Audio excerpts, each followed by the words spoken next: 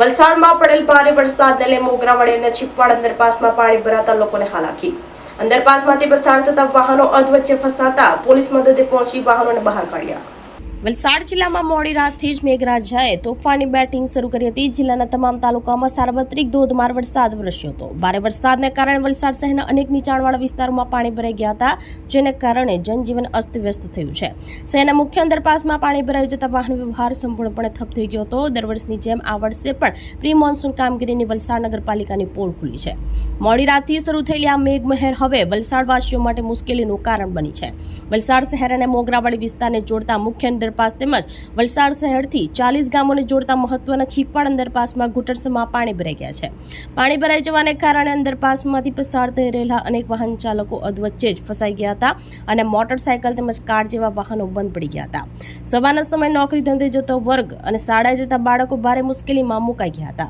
Chhipwad underpass બંધ થતાં જ રસ્તા ઉપર કિલોમીટર લાંબો ટ્રાફિક જામ સર્જાયો હતો. પરિસ્થિતિ વણસતા તાત્કાલિક પોલીસ કાફલો ઘટના સ્થળે પહોંચ્યો હતો. ટ્રાફિક હળવો કરવા અને પાણીમાં ફસાયેલા વાહનોને બહાર કાઢવા માટે પોલીસ કર્મચારીઓ પોતે પાણીમાં ઉતરીને સ્થાનિકોની મદદે આવ્યા હતા.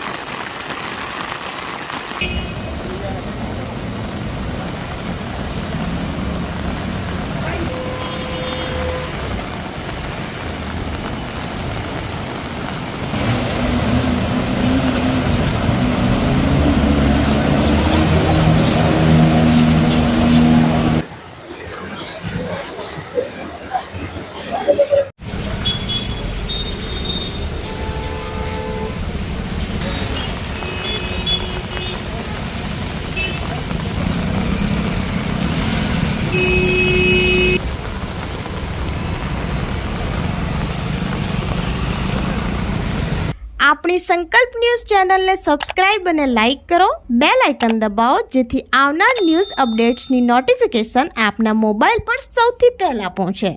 Like, subscribe and share the video.